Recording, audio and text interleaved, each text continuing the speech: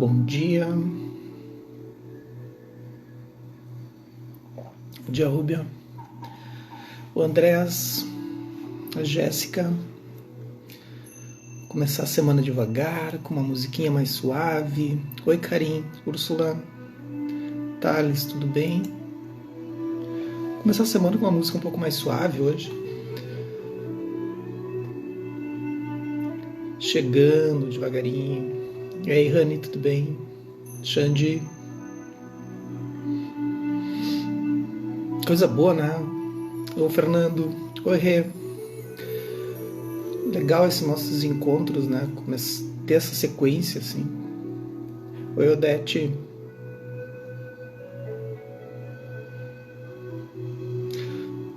Acho importante ter... Oi, Rosana. Aninha. Tudo bem? Importante ter essas coisas que deem uma certa continuidade, assim, porque dá uma sensação boa de que as coisas têm uma certa rotina, né? Uma certa... Oi, Rosa.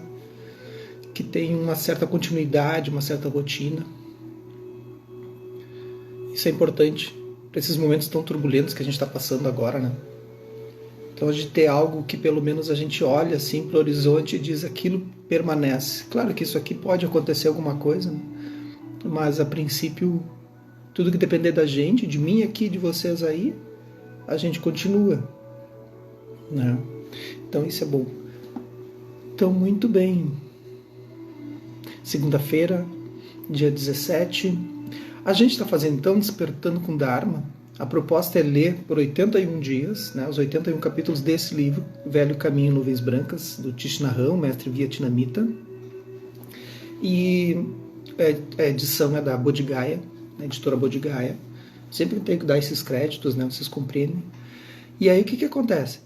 Aqui o Thich Nhat Hanh está narrando a história do Buda, toda ela assim, através de uma linguagem um pouco mais suave, um pouco não, totalmente suave, totalmente contemporânea. E ao mesmo tempo ele vai mostrando como era o Siddhartha, né, o que vem a atingir a iluminação depois, a compreensão toda, né, que é a iluminação, como ele desperta, mas ele vai mostrando assim o Siddhartha mais humano, assim, o Siddhartha com a relação com a Yasodhara, com os pais, né, com os amigos, com o reino, com a própria questão política, assim, vai construindo um personagem, uma pessoa, né, que aconteceu há 2.600 anos atrás, constrói esse personagem quase que como um garimpo histórico, assim, né, vai lá e olha como é que eram as pessoas, como é que eles viviam naquela época, né, e ele constrói de uma forma muito real, assim, né, muito sem deixar dúvidas, né, e essa construção do personagem é importante. Por quê? Porque desmistifica essa ideia de um Buda Deus, sabe? Então, quando as pessoas olham assim, mas vocês no budismo, vocês fazem prostrações pro Buda, né, e tal. A gente não faz prostração pro Buda. A gente faz prostração para nós, né? A gente faz prostrações para um Buda existente dentro de nós, né? Então, quando a gente faz essas prostrações, a gente está prostrando para o Buda, para o Dharma e para a Sangha, para a comunidade, que é a Sangha, né? O Dharma, que é o conhecimento, e o Buda, que há dentro de nós. Então, essas são as prostrações. Ao mesmo tempo, é corpo, fala e mente. Então, tem todo um significado. Então, ele vai mostrando isso, que não é um Deus, né? É diferente, né? Então, aqui não está se discutindo a existência de Deus ou não. Isso não é importante no momento, né? Não se discute isso. Se discute que ele é um ser normal, como nós. E aí ele vai contando essas histórias e mostrando por que então, e com o apoio da Yasodhara, sua esposa, por que ele sai do castelo, né? E vai em busca de algo que vai nos ajudar até hoje. Tanto que a gente está lendo aqui, né? Vamos continuar lendo. Então hoje é o capítulo 11, Flauta à Luz da Lua. Udaim, Devadatta, Kimbila, Badia, Mahanama, Kaludai e Anuruddha eram amigos de Siddhartha, né? Então Siddhartha, o príncipe, que o visitavam frequentemente para discutir a política e a ética, além de Ananda e Nanda. E Ananda, então, o Nanda era o irmão dele, né, a irmã dele, e Ananda é o primo dele, que vem se tornar assim, um dos principais monges assim, até hoje. Não é o principal, mas é o um dos principais. Eles seriam os seus conselheiros mais próximos, assim que se tornasse rei. Gostava de iniciar seus debates após vários copos de vinho. Aí, depois de alguns copos de vinho, qualquer debate fica bom, né? Cedendo aos desejos dos amigos, Siddhartha costumava manter os músicos reais e dançarinos atuando até tarde da noite. Tu não precisa ter um castelo, né? Tu tem que ter amigos que têm um castelo, né? Como é aquela piada, né? Tu não precisa ter casa na praia. Se tiver um amigo que tem casa na praia, tá beleza, né? E é o caso deles ali, né? Apesar de que ali todos eram meio príncipes, né? Devadatta podia tagarelar interminavelmente sobre temas políticos. Udaim e Mahanama debatiam incansavelmente cada ponto erguido por Devadatta. Siddhartha falava pouco. Às vezes, no meio de uma dança ou canção, Siddhartha lançava o olhar e via Anuruddha concordando, meio dormindo, e obviamente desgastado pelas atividades vespertinas. Ele cutucava Anuruddha e os dois escapuliam para fora, onde ficavam a olhar a lua e ouvir o murmúrio do riacho próximo. Anuruddha era o irmão mais jovem de Mahanama. O pai deles era príncipe Amritodana, esses nomes, tio paterno de Siddhartha. Anuruddha era um sujeito afável, bem apessoado, muito admirado pelas moças da corte, embora ele mesmo não fosse inclinado a ficar correndo atrás de romance. Às vezes Siddhartha e Anuruddha sentavam-se no jardim até meia-noite. Nestas alturas, os seus amigos estavam muito bêbados ou cansados demais para discutirem qualquer coisa, e se retiravam para os quartos de hóspedes. Então Siddhartha pegava a sua flauta e tocava sob o brilho do luar. Gopa, né, a esposa Yasodhara, colocava um pequeno incensário sobre uma pedra e se sentava quieta, ali por perto, ouvindo a música suave flutuar no cálido ar da noite. É uma cena bacana, assim, né? O tempo passou e a hora de Yasodhara se aproximava. A hora ela estava grávida, lembro de ontem, né? Ela está grávida. A rainha Pamita disse à sua filha que não precisava voltar para casa para ganhar seu bebê. Eu lembro que a Mahadevi, né, a mãe do Siddhartha, ela foi até a sua terra natal, né, alguns quilômetros dali, para ter o filho, porque era costume de ter o filho na casa da mãe, né, dos pais. E ela acabou ganhando no meio do caminho, né, em Lumbini. Então, e a rainha Pamita disse, não vai, fica ali que eu vou até aí e tal. Então quebrou um pouquinho o costume. A rainha Pamita disse à sua filha que não precisava voltar para casa para ganhar o seu bebê, já que sua mãe praticamente vivia em Kapilavastu. Junto com a rainha Mahapajapati, a mãe do Siddhartha, né, Pamita selecionaram os mais hábeis parteiras da capital para assistirem a Yasodhara. No dia em que iniciou o trabalho de parto, ambas as rainhas estavam com ela. Uma solene e expectante atmosfera tomou conta do palácio. Embora o rei Suddhodana não mostrasse sua presença, Siddhartha sabia que lhe aguardava ansiosamente em seus aposentos notícias do nascimento. Quando as contrações de Yasodhara começaram a se intensificar, ela foi levada para uma câmara interna por suas assistentes. Era recém o alvorecer, mas repentinamente o céu ficou encoberto por nuvens escuras, como se a mão de uma deidade houvesse obscurecido o sol. Siddhartha sentou numa peça ao lado. Embora estivesse separado de sua esposa por duas paredes, podia ouvir claramente os seus gemidos. Com o passar de cada instante, sua ansiedade crescia. Agora, as dores e gritos de Yasodhara seguiam-se um após o outro, e ele ficou fora de si. O choro dela cortava seu coração, até que foi-lhe impossível permanecer sentado, quieto. Erguendo-se, começou a andar de um lado para o outro. Típico pai esperando, né? A gente não sabe o que fazer, porque a gente não faz a menor ideia do que é o parto, né? Às vezes, os gritos de Yasodhara eram tão intensos que ele não conseguia conter o pânico.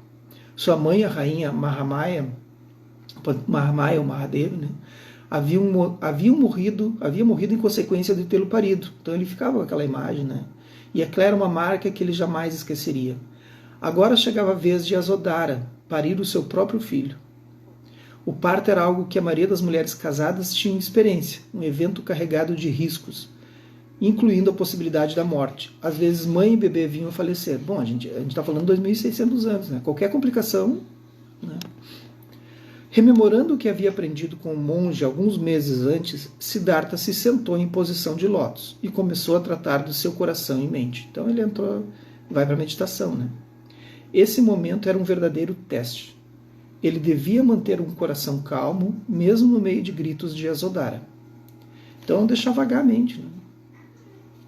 De repente a imagem do recém-nascido surgiu em sua mente. Era a imagem do seu próprio filho.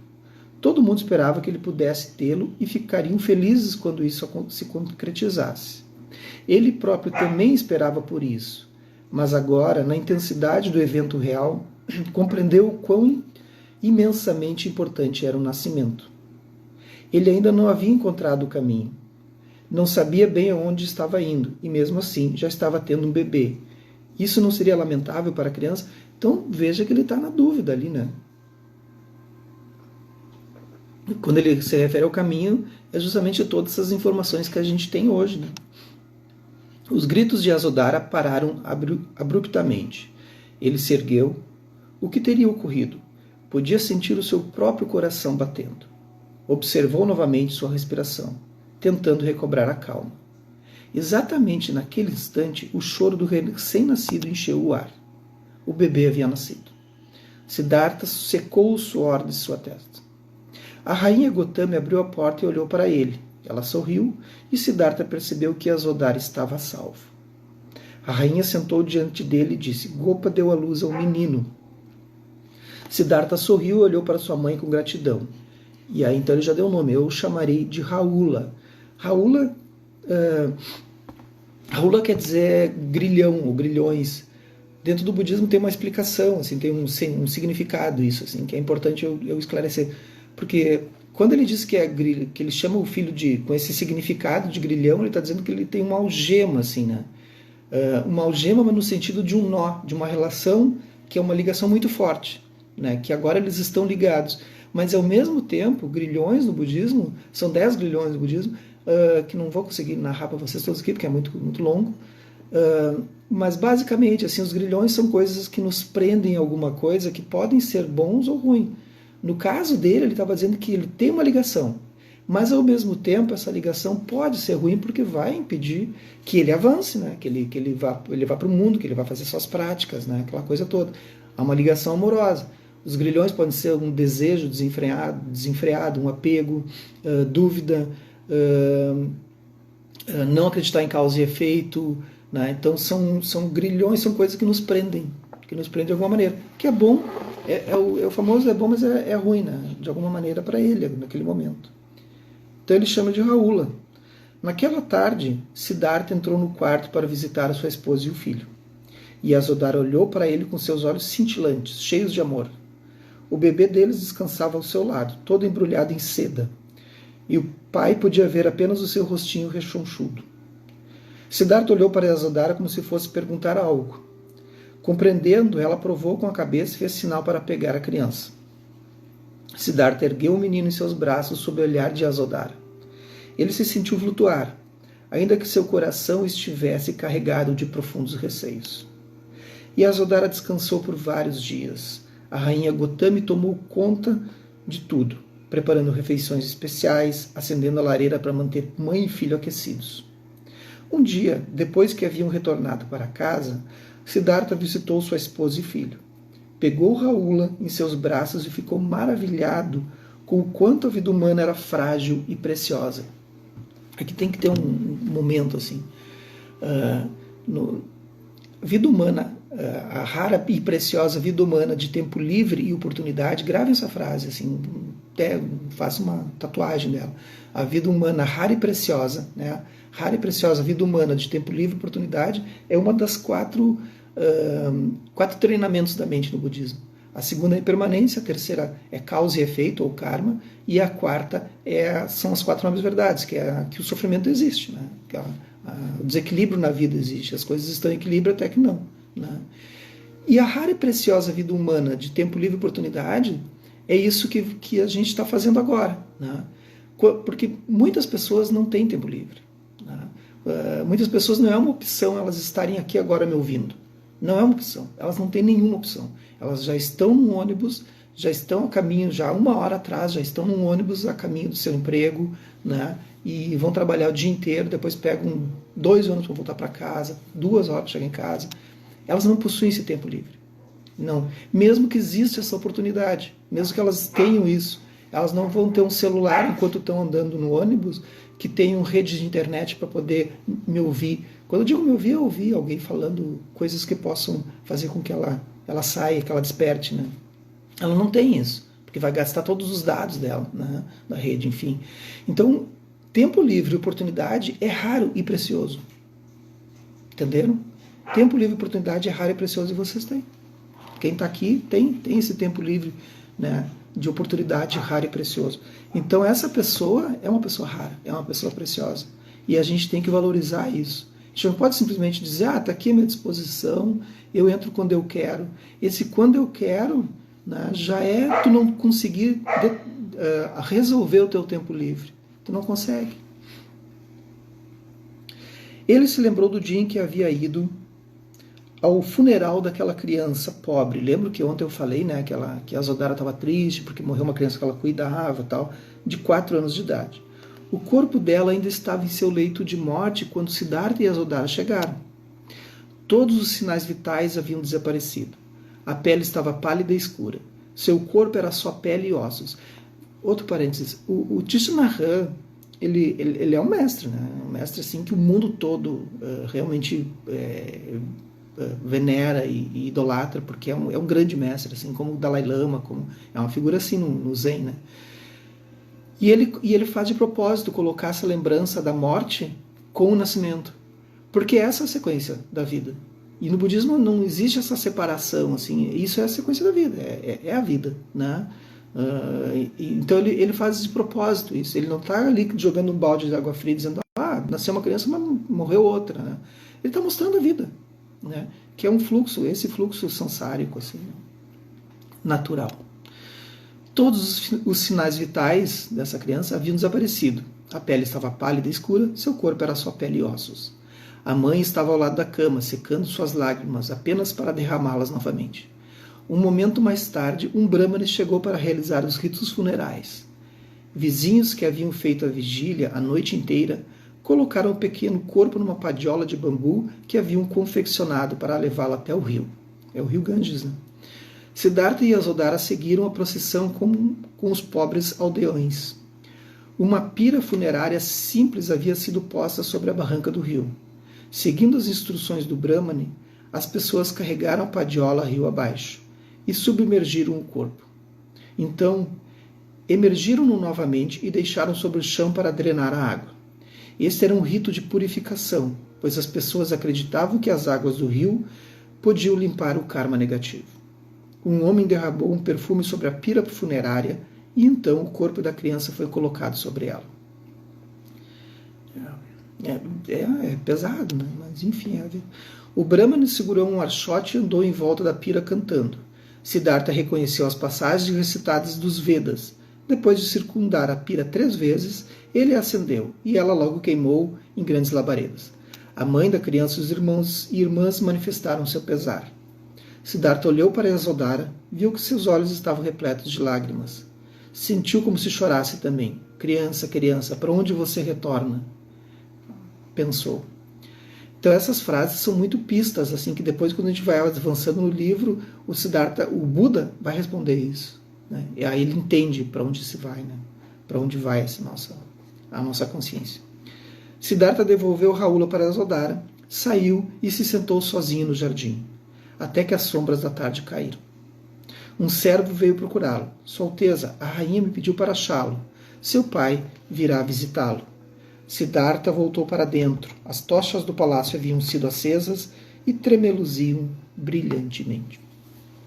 Então esse é o nascimento de Rahula, né? Então é importante porque agora o cerco está se fechando, né? Siddhartha ali já está com seus... Aí nós vamos descobrir. Tem livros que dizem que ele sai quando Rahula tem 4 anos. Outros dizem que ele sai quando ele já está... quando ele recém-nasce, né? E então nós vamos descobrir amanhã ou ao longo desses dias, assim, acompanhe, é uma série, né? Estamos na primeira temporada ainda, são várias, tá? E então é isso. Muito obrigado pela companhia de vocês. o nosso tempo do nosso capítulo de hoje é isso. E pensem sobre isso, pensem sobre as formas que a gente está construindo a nossa vida de tempo livre e oportunidade. Né? As oportunidades estão aí o tempo todo, né? O tempo se esvai, a oportunidade se perde. Né? E a gente está deixando isso passar assim. Então aproveitem oportunidades, não precisa ser oportunidades grandes e incríveis que vai transformar a vida de vocês, oportunidades únicas. Né?